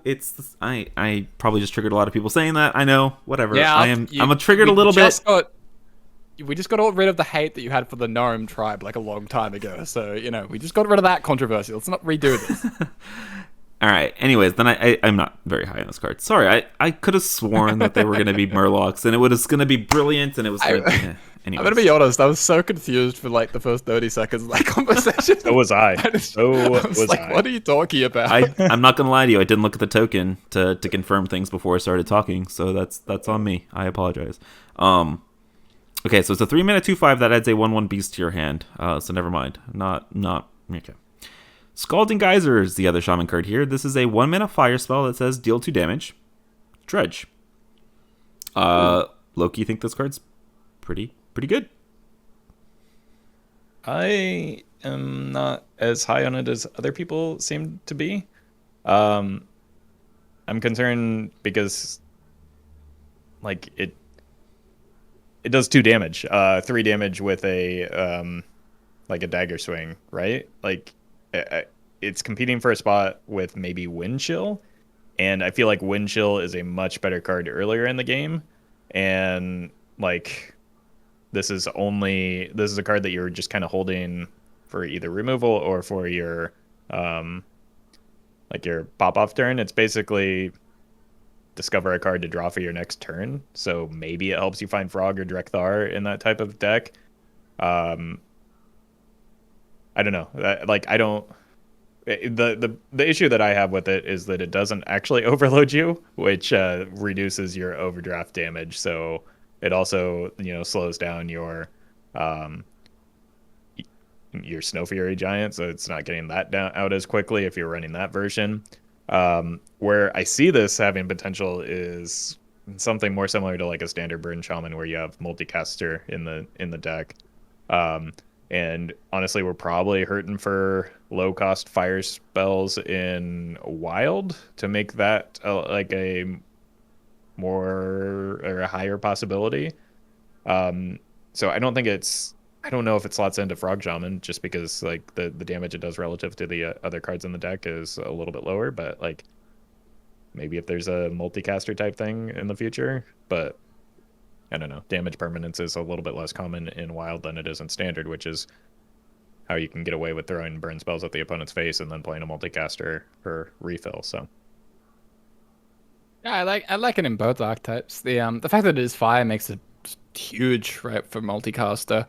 So that's a really, really big deal. Then I don't know, in the frog deck as well, like because the deck is so dependent on having the very specific cards, it's kind of this like, like tracking is sort of just very valuable in that kind of archetype, I think, like being able to filter out and get it. So I think it's pretty good in both decks, and I'm very hopeful or optimistic about the idea of the pushing multicaster in Wild. Yeah, I like that. I think I was just most excited about this in something like Big Shaman, where like remove something, try to find your things that are going to cheat out big minions into play, and put those at the top of your deck. I mean, that's not necessarily dissimilar to Frog Shaman, where because it does have these very specific power spiky cards that you need to actually do anything. So, yeah, I guess I'm always a little bit hesitant with one cost cards in Frog Shaman when we look at these, because it makes it less likely that you hit your overdraft when you go off on your 0 mana pop offs. I'm not gonna lie to you, I haven't really played a lot of Frog Shaman lately, so I'm not really sure if this slots in super cleanly or not. I'll take your guys' word for it, but like, I mean, in theory, yes, being able to filter through some draws. I guess the question is, you look at the bottom 3 cards of your library, can you decline to put one at the top of your deck? Like if you look at the 3 of them, you're like, God, I don't want to draw any of these next turn. Can you just like decline? Do you have to pick one? Like, I don't. With that in mind, like, is that any different than just drawing a card off the top of your deck in most situations? Like you're getting a better, you're seeing 3 cards, but like how is that? Yeah. I don't know. How is that better than just like cycling off a Windchill? Because I don't know what else you cut from. It's not like I'm not saying that this is better than Windchill. I'm saying like you would probably run it in addition to into Windchill. Like I know some of the Burn Shamans are currently running like Investment Opportunity in some of those decks. I don't know if they still are. I mean, same question there though. How is dealing 2 damage better than just like adding a card to hand? You're still getting closer to the frog. Yeah, I don't know. I feel like if you're just playing a card for the dredge, you're falling into the sphere trap that a lot of people have for. I fell into that trap. Like I'm falling into it again. Yeah. Yeah. Like you're removing a card from hand so that your next draw can be better. Maybe that's worthwhile in a Big Shaman. I could see that because you're like arguably wanting to run sphere in that deck, but I think that I don't know, because you're like I don't know, because you're cycling so hard with that deck already, like do you really need to look at additional cards, or can you just like brute force your way through your deck? Yeah, that's fair. I'm not sure. I'm not gonna lie to you, I'm not sure. But I mean, I really hope Dredge does something useful, because deck manipulation is sweet. So, oh, I think it will. I think that they're like, but I think that the card still needs to be independently very good. You don't want to run a card just because it says Dredge on it. I think, like you wouldn't pay 1 mana Dredge, right? Like just like so, if that's almost what this is doing. with the upside of giving you, I don't know, early game removal. Yeah, that's fair. All right, we'll have to take a look at these decks, of course, and just see slots as well. But yeah, let's move into Warlock. Talk about some Murloc Warlock if you guys are ready. Start with Bloodscent Vilefin, 4-mana 4/4 Murloc that says Battlecry Dredge. If the minion that you're putting to the top of your deck is a Murloc, change its cost to health instead of mana. It's still it still needs to be a Murloc, right? You're not just putting any minion and changing its cost to health instead of mana. That being said, we have seen that this effect is powerful. It allows you to cheat some stats. If you're playing like an aggressive Murloc Warlock deck, we need to see a lot more Murloc synergy though than this 4-mana 4/4. Yeah, it also, like, Murlocs tend to be low cost, so you're not going to be cheating that many stats into play most of the time, right? Yeah. So, like, if you're doing this in a very Murloc dense deck, it feels like it's not going to have the desired effect, because, like, you're playing this on 4 and you're tapping into like a 2/3 on that you're paying 0 mana for, so you just get a free life tap. It's basically what, like, a tour guide at that point. So yeah, I don't know. I'm not super high on this unless we see some absolutely nutty Murlocs. Yep. Never ignore mana cheat, but not based on what we have right now. But maybe there's going to be some like dumb OTK. I don't know. We'll see. Maybe honestly, like, what if they print something like I was gonna bring this up at the end. Like, what if they just print like a reverse Polkelt? Put all the expensive minions at the bottom of your deck, and then all of a sudden some of these dredge cards get pretty nutty, like this Valfin. But I don't think they'll do that in the same set as dredge, but like long down the line. Maybe they will. Maybe could be kind of cute. Like, actually push some of this in it. I don't know. We'll see. Anyways, let's talk about the Warlock Murloc Colossal Minion. Let's talk about Gigafin. It's an 8-mana 7/4 Murloc that says Battlecry, devour all enemy minions. So this is basically twisting another on a stick. Death Rattle, spit them back out. However, it comes with Colossal +1. Gigafin's Maw is a 6-mana 4/7 taunt. And if the Maw dies, permanently destroy all minions inside of Gigafin, so that the Twisting Nether effect essentially is permanent. Seems kind of sweet, actually. It's Twisting Nether on a stick, on 2 sticks, I guess. Loving this for like even Reno Lock, regular even lock, regular Reno Lock, and Reno even lock. So I think the card's sweet. I think the card's good. Plus, if you look at some of the full art for this card, it's some of the most gross stuff that I've ever seen in Hearthstone. Like, it's the last card was called Vilefin, but like the art here is just kind of actually straight up. But so if they both die at the same time, how does that work? I was curious about that as well. My suspicion would be that the front half of Gigafin is summoned first, because they both have Death Rattle, right? Death Rattle is summon order. Mm-hmm. So if I think that Gigafin, this is just my suspicion, we can get it clarified, but I would assume that, like, for programmatically, it would make sense that Gigafin gets summoned first, the Maw gets summoned second, therefore the Gigafin Death Rattle will get proc first and return the minions. Does that make it that much worse for you? It's not good. Like, it's kind of a big deal. A lot of damage. Yeah. But that said, I think that, like, I don't know, in a deck like, in particular, Reno or even Reno Lock, like that immediate tempo advantage that you get is already kind of what that deck wants. So it might be worth running just to clear the board, pave the way for your 8/8s for, maybe you need a turn or two. And it leaves a body behind on its own as well. So like even if they do hard remove the 7/4, which isn't difficult to do, you still have a 4/7 that can keep bashing or clean up some of the remaining minions. So I think that it's a bummer if they go back, but it's like kind of like you just played a Vanish for a turn or so. Like I don't know, I think it's pretty good in a Reno even lock. I don't think you want it in a regular even lock. I think you maybe make an argument for it in a regular Reno lock, but like I think even Reno is where you want to go with that, which is unfortunately a deck that's not doing so hot at the moment. But yeah, I mean, I'm just imagining like you play this on 8, even if you like are doing this as like, hey, board clear, and then you drop a Battle Master on 9, and then you're smacking them for like 20 plus damage, and then if you have minions beforehand, like you're getting it to attack when you play this. I think it's important to note, like even if you do this and then they remove your Gigafin and they get their minions back, I'm assuming that they're not able to attack with their minions that turn.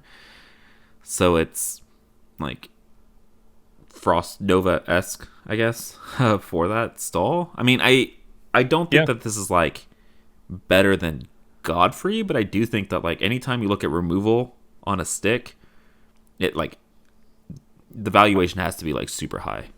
I think we're maybe underestimating how big the stick is too. It's a 7/4 and a 4/7, right? Like that 4/7, even if that's the thing that gets left behind because they removed the 7/4, like that's still a decent body that like can chunk into the remaining minions, right? So like they still have to get through the 4/7 if they want to reach your face. And like you said, I think that the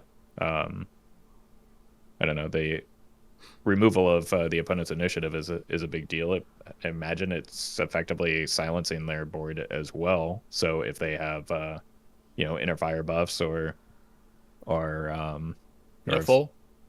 Huh? Snowfall. Yeah. Snowfall, yeah. That's a pretty big deal, right? So I think that there's I see some potential in this card for sure. So let's move into our last class here. Let's move into Warrior. Start with Black Scale Brute. 7 mana, 5/6 Naga with Taunt. Battle Cry, if you have a weapon equipped, summon a 5/6 Naga with Rush. So basically this card is absolutely trash without a weapon equip. With a weapon equip, it is a 10/12, with half of it having Rush. I will say it kind of very much feels like an arena card, because I cannot imagine a deck in Wild that is okay with this. So I think we're going to move on to the second minion here and talk about Nelly. Nelly, the 7 mana Colossal minion for Warrior. 7 mana 5/5 Beast. Battle Cry, discover 3 pirates. Oh goody, pirate support. Discover 3 pirates to crew Nelly's ship. So Nelly's ship is the appendage, the second minion that is summoned when you play Nelly. And the pirate ship is a 5 mana 2/6 with Taunt. Death Battle, add Nelly's pirate crew to your hand. They cost 1. So I will say that I'm assuming the pirates that you discover are all going to be neutral and or warrior pirates. So I don't think you can discover something like Captain Hooktusk to crew Nelly's ship. That being said, it is pirate support, but it is a 7 mana beast in Wild Questline Warrior. So I'm not confident that this is going to see. I should say I am very confident that it's not really going to see play in Questline Warrior. I need to make sure that I word that properly. Yeah, no. Yeah, good. Hey, odd Questline Warrior. No, I went down that rabbit hole. We're not doing this again. New card. Yeah. Reno Pirate Warrior, Meowth. Reno Pirate Warrior. Like I said, we've been down this hole before. I've learned my lesson. I'm not falling for this bait again. All right, so let's move into finally our neutral minions here. So I'm going to gloss over the first few really, really quickly because they seem like they're going to be arena playable cards and not really relevant to Wild. So let's start with Baba Naga. 4 mana, 4/4 Naga, Battle Cry. If you've cast a spell while holding this, deal 3 damage. That's like the epitome of an arena card. You guys just stop me if you guys want to talk about anything. We then have Excavation Specialist. This is a 4 mana, 3/6 Battle Cry Dredge. Reduce the cost of the card that you're putting on top by 1. We've got the Piranha Swarmer. Hey, look, it's a 1-mana 1/1 beast with Rush that after you summon another Piranha Swarmer, gain +1 attack. I hate that it's a beast. I'm sorry. I hate it. And then we have Tuskar Trawler. This is a 2-mana 2/3 pirate Battlecry Dredge. So all of these seem like... Do we just play this in Pirate Warrior? I would say so until we got another card that I feel like we might want to run instead. Sorry. Yeah. Okay. And let's just talk about it. I mean, we've got Amalgam of the Deep. We've got yet another Amalgam here. It's a 2-mana 2/3. It has all minion types. Battlecry, choose a friendly minion. Discover a minion of the same minion type. So right now in Pirate Warrior, you're running like 28 pirates and then like 2 shivers. Like, do we ever just like replace the 2 shivers with this because it's a pirate, it's on its own, and then it adds another pirate directly to your hand, compared to like dredging where you don't actually get to draw the card. Yeah, no, this is better than the dredge pirate for sure. Like, I mean, South Sea Captain I think is the weak link right now, so I think that's even worse than Shiver. And shivers, okay. I was just thinking like I think so. Replace the non-pirates with pirates, but yeah, maybe. Yeah, I mean, you just want to push the curve as low as possible, right? So that way you're just always completing. But yeah, it seems really good. Like, not even just Pirate Warrior. Like, there's a few things that I kind of popped up. Murloc Shaman. Like, yeah. You're just playing this in kind of any deck that's heavily invested in a minion type mech. If Mech Mage is a thing, you're running this in it. If Mech Paladin comes back, you're running you're just. And there's some situations where like even if you're maybe running like a Menagerie type deck or a dragon deck, like why not just I was about to say Galakron Warrior. Like, is this the thing that I actually get to play? Not even a dragon. To finally play Alexstras's Champion, which I've been trying to do for like 3 years now. Yeah, I don't know. I think my only issue with this card, if we go wrap around back to Pirate Warrior, you can't play this on 2, right? Because you want to be able to, you have to have a pirate on the board. But like you want to be playing 1-drops, right? Anyways, so like I think I'm okay. I like this card. I think it's good. You mentioned Murloc Shaman. I was gonna bring that up. I think it's sweet in that deck. Discover more anglers. Discover more Flurgles. You know, some more toxins to combo with your Flurgles. I don't know. I think the card's just solid, like you guys said, in a lot of tribal decks out there, and I think I think it's fine on curve. I think it's just fine on curve in Pirate Warrior 2. It's not going to be your like first play, but if you want to be mana efficient and you don't have double 1-drop, like why not? Like just throw it out there. Like, if you have double Brigand and Patches in your deck, it's still a good turn too. Yeah, I wonder if there is something very specific with either Quillbores or Naga where the pool isn't wide enough, and you can maybe like consistently hunt for something in a class. That would be kind of interesting to me because there aren't that many of those like Naga or Quillbores probably rolling around, and they might retroactively give something. Mm-hmm. I don't know. That could be a little silly. Just a thought I had. But yeah, like there's probably a whole bunch of stuff. So very, very cool card. Yeah, exactly. All right.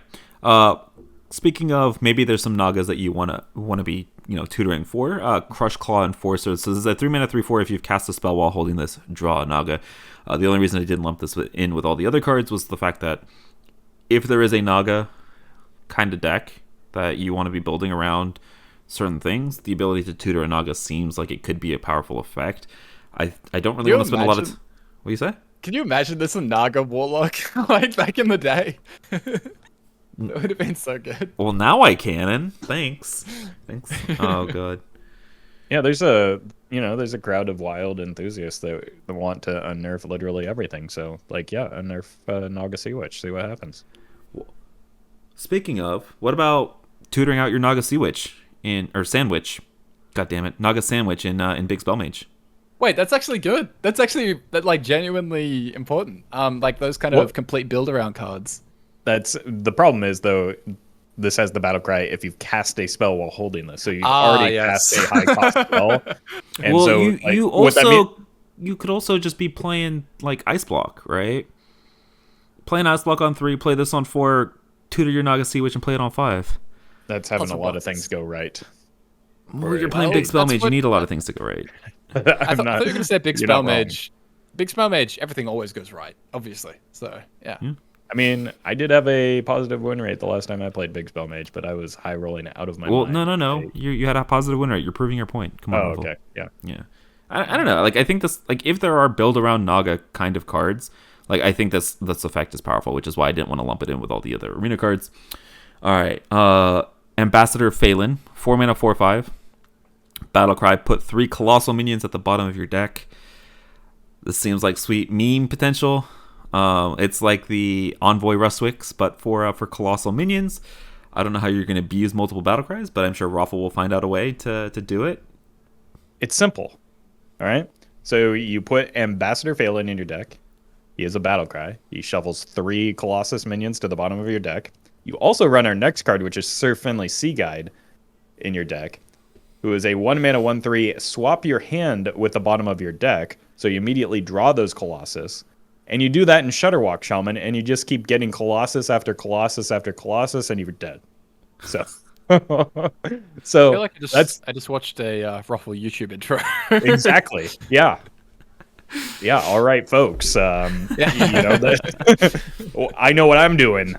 As my day one deck, I'm just gonna play Colossus minions from every class. See which one's best. I don't know. Before you have Yeah, to you craft can test them. You are the playtester, Ruffle. You are the QA for the entire expansion, every Colossus card. Like, you'll figure it out real quick. Yep. All right. I'm gonna board. I don't know what I'm gonna do with all the board space that is required for that. True. But it's gonna be fun. Yeah. Like I said, lots of sweet meme vibes. Not sure it's gonna be super competitive. I mean, we've seen like half the colossal minions. There. Maybe the other 5 are just like absolutely busted, and then yeah, this card's like actually no. Okay. No, it's I think your comparison to Envoy Rustwicks was apt. That it's just like it's probably a better Envoy. In that, like, at least he's okay on curve, and you don't draw the bad cards immediately. Yeah. So, yeah, it's a fun card. It's not a good card, but I'm into it. Yeah. All right. Last but not least, we have Sir Finley making a comeback, which actually, side tangent before we hop into Finley here. There were some like Twitter leaks. People were asking about what new cards you want to see in the core set. Somebody said, as long as there's no Reno Jackson. And then there's some devs that gave some eye emojis. So maybe the Explorers are coming back in a way, in some sort of semblance this year. That being said, we have Finley back. He's a 1 mana 1/3. He's a Murloc. Not a beast, a Murloc. Battlecry, like Roffle said, swap your hand with the bottom of your deck. So the question really just becomes, how do we best abuse an effect like this? So just, it's important to note that it's not like Secret Passage. You're not getting them back at the end of the turn. You're not drawing these cards, so it's not going to trigger any like cast when drawn effects. It's literally just like, hey, you're going down a card because you have to play Finley, but then you're putting these 4 cards off the bottom of your deck and drawing 4 of those, right? Does it reshuffle your deck? I No. don't think No? so. Yeah. No, I know. I think because it doesn't say the word shuffle, it's the direct swap. So I think those, yeah. So, Reno's priest is dead, but like, isn't that kind of good in like a post Polkelt Reno priest where you just need some burst damage and you need like the low cost spells? That's where my head went initially. But yeah, it might be at the bottom of your deck already with Polka, but no, I see what you're saying. Where my mind went with this is like the decks that are all in on like a combo on turn 4, turn 5 that's trying to win the game, right? So something like Tip the Scales Paladin, right, where you're all about finding Prismatic Lens or Allura, if that gets unnerved, and so you're using this as a way to try to reset and find that on like turn 3 or turn 4. But then you're kind of getting a low value Murloc off of your Tip the Scales is the problem, because yeah, but then like Tip the Scales is all about, hey, turn 4 I have this big board, and then I have the potential to do it again like a turn or 2 later. I don't know, like that's where my mind is going with this, because I just don't think that, I guess I currently cannot think of like where do we just want to slot this in, because like I don't think it's just like a value piece, because you're going down on cards. So it's a better plot twist, and like plot twist was never really useful other than progressing the Savior's Quest for Warlock, right? Like Plot Twist, we all agreed was a bad card. It took some people some time to get to that point, but like, yeah, the place I could maybe see it in something where, you know, you have specific, like, it would be fantastic if it weren't a minion in like a switcheroo priest in that combo, right? Like if it weren't itself a minion, that would be fantastic for it. That's the kind of thing that it where it would work, where like you said, you're all in on a minion and you can't afford to draw the thing, or all in on a combo and you can't afford to draw the thing. But like, I don't know, like it's just a marginally better plot twist where you just have to be okay with playing a 1-mana 1/3 in your deck, because it's like that's the majority of what you're getting out of it, right? Yeah, there's a lot of stuff that comes to mind immediately. So like you guys already brought up Lens. I'm thinking like even like Turtle Mage, right? I'm thinking, I don't know, there's a lot of situations where this doesn't quite work, like what Roffle said. Where it could potentially be strong. But that makes me excited, right? Because it's like, it's just off in a lot of the scenarios that I'm thinking about, which means that it might actually do something at some point. Like, there's even weird stuff like, you could play it with Polk Out to intentionally put low-cost stuff on the bottom of your deck, and then draw into all the low-cost stuff. Like, I don't know, like, you do that with Kael'thas or something, like, and then you have a whole bunch of pop-off, and maybe you can cycle through, and like that type of... And I know it doesn't actually practically work, but you know what I mean? Like, that kind of strategy or something. So I don't know, it raised a lot of questions about deck building and you know, these all-in strategies and stuff, which is kind of petrifying because those are usually like pretty disgusting decks when they're like that. But yeah, I don't know, very interesting card with like a lot of, because of its uniqueness, I suppose, that makes it very interesting. I see it kind of like a plot twister, like even a safety instructor, which I fell into the trap of, and thinking that would be nice for like improving your draw quality. I'm sure that there'll be people making an argument for like a Finley to improve your hand quality in certain situations, but like, yeah, that's what your mulligan is, right? Exactly, that's what your mulligan is for. And so you're holding this card in your mulligan, and then like holding bad cards in addition to it. So it's like, that's not the thing that this card really wants to do. I don't think, because like it's not getting you progress on your like if it progressed Rod, that would be nuts, right? Like it's another 1-mana card that like spins some cost reduction for you, but it doesn't do that. So it's just like I don't see what it does. Speaking of Rod, I'm assuming like because it's a straight swap and not a shuffle, like does it keep like mana discounts on cards and buffs on minions? It's nutty with Evo. But will it actually do the buff thing? I don't know if it'll keep buffs. I assume not, because it puts them back in the deck. So I think it's not like a separate zone. Right, it's progressing backwards in zone, so I think that it loses any buffs. The tradable is the exception there. Yeah. Not sure. Like, I will say, like, you brought up a good point, though. Like, cards like this are sweet, though, right? Because trying to figure out how to break this in the format, or if it is breakable, is some of the fun of Wild. And, like, we're going to be able to hopefully, or maybe not hopefully, abuse this in a way that Standard can't. You don't want this to be like that. That's why maybe not. But, like, what about, like, Apothecary Rogue? Like, just using this as a... Holy Wrath Palette? I don't know. Because it's not a Murloc, so it doesn't get affected by tip. I mean, I don't know, right? Like, that's the thing. We got to figure out something to do with it. I'm sure somebody will. If not in this expansion, coming soon. You already have farmers to shuffle your Shivala back in that deck, so like, is that better?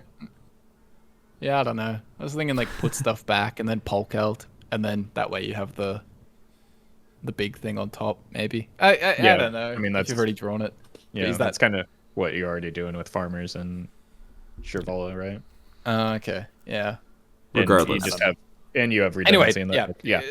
Anyway, unique card. Yeah. Anyway, I think that the reason that it was printed was to work with like dredge is the mechanic here. So I think there's probably going to be cards that put things at the bottom of your deck, like the Minesweeper or whatever. It's Ashara. Phelan, the legendary sweeper. thing? No, well, yeah, Phelan and the sweeper, the Mage mech. So I think they're going to be similar cards like that, and that's what this is intended to do. But there is certainly possibility of breaking it. But I think that this is again kind of an effect that people tend to overvalue in recycling your hand like this. Yeah, I think it's people should, like you said, should not look at it as recycling your hand. This is a combo piece. This is not a card draw spell or things like that. This is one piece of the 4-piece puzzle that's going to eventually break a deck in the format. And I think that's kind of how you should be looking at it, because if you're looking at it and trying to play it fairly, it's not a very good card. I don't think so. So yeah, I mean, it's interesting though. Excited to see what the community comes up with. And that being said, that is going to be all of the cards that have been revealed so far here in week 1. We're missing one. The one that we've already gotten to play with, Blade Master Okani. Oh. Okay, sorry. And last but not least, we have the free legendary of the set that everybody has gotten already. If you have logged in, I think you have to play one game in order to unlock Okani. But it is a 4-mana 2/6 Blade Master Okani. Battlecry: secretly choose to counter the next minion or the next spell your opponent plays while this is alive. So when you play it, you pick spell or minion. This has to survive, but if it is on the board when your opponent tries to cast a minion or a spell, it just goes away, magically disappears, does not go into the death rattle pool if it was a minion, or the res pool or anything like that. It is just gone from history. I don't know if you guys have had the chance to play with it. I've played with it a little bit in Shaman and a little bit of it in Even Paladin. It doesn't seem super strong, but I love the effect itself, and glad we have something like it.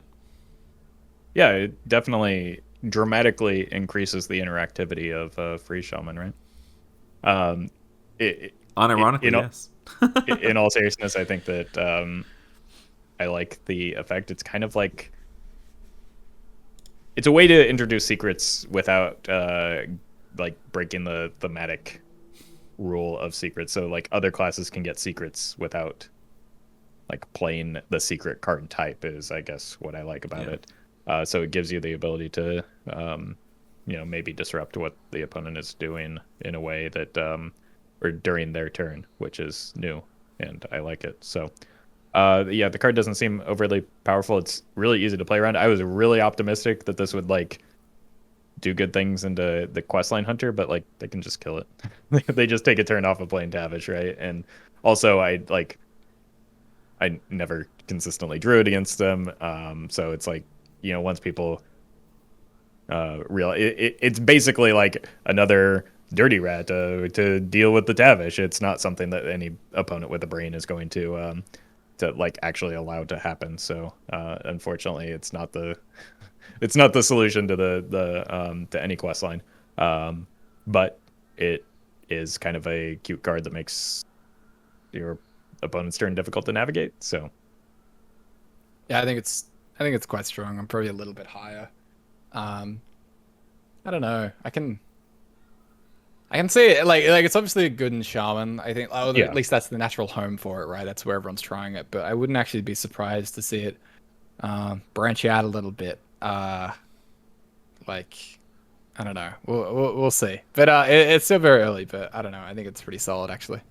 Yeah. I mean, I tried it in a couple different decks, and maybe it's just a low sampling, but like it didn't feel great anytime that I played it. It felt like, and part of that was like, so the situations where either I'm behind on board and the opponent just kills it, or I'm ahead on board and I just kill the opponent. So it's like, I don't know. It felt kind of hard to squeeze into decks that weren't Shaman. I'm sure it's phenomenal in Shaman just because like it's doing a thing that you're already doing. You don't really care if it goes off the first time because then it makes your Shudderwalk more difficult to deal with, So it's like, Yeah.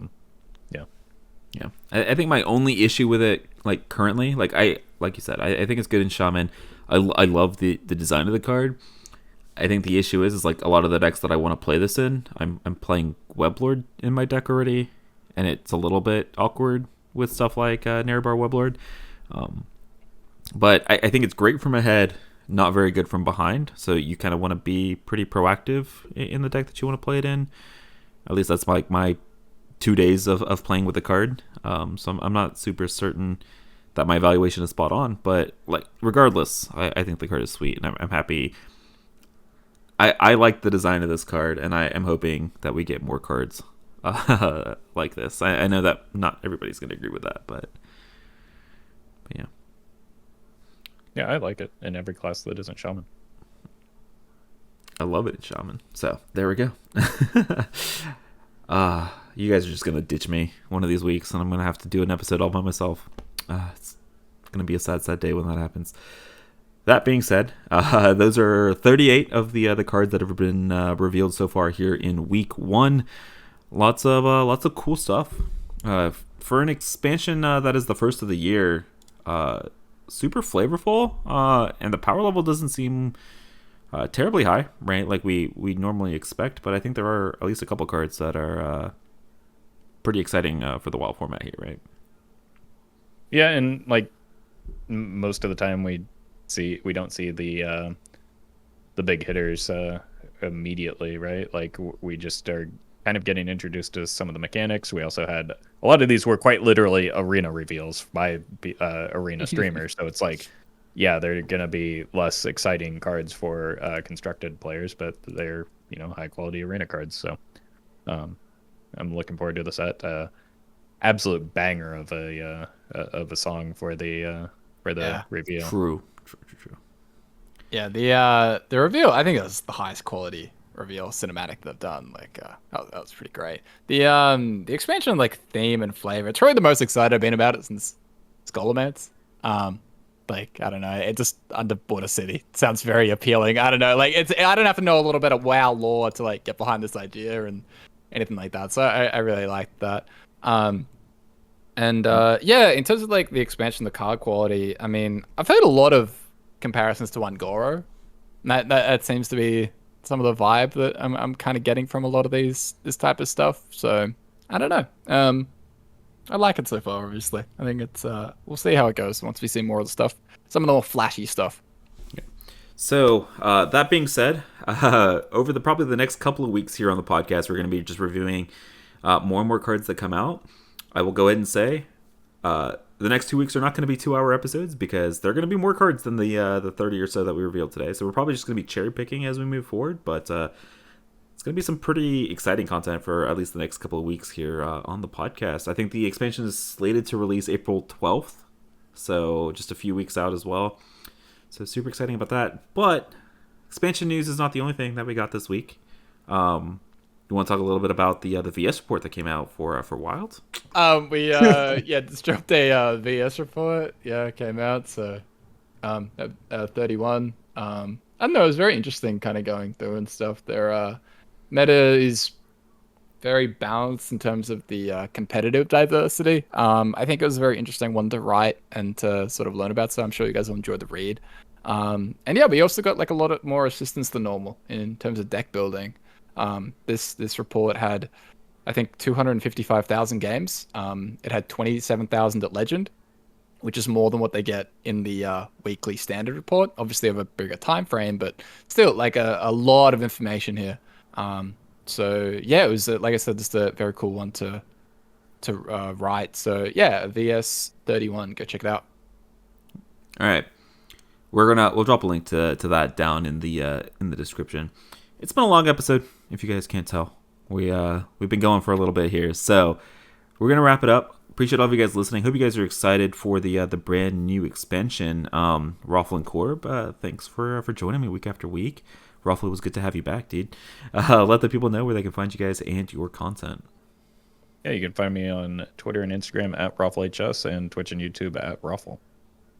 And you can find me on those platforms at Corbettgames. So thank you very much for listening or watching. You guys can find me at GetMeOut on all those platforms as well. If you guys enjoyed the podcast, make sure you guys drop a like, comment, subscribe, whether you guys are watching on YouTube or listening on Spotify or Apple Podcasts or anything like that. Appreciate all of you guys that listen all the way to the end. And we will see you guys again next week with even more cards. Have a good one.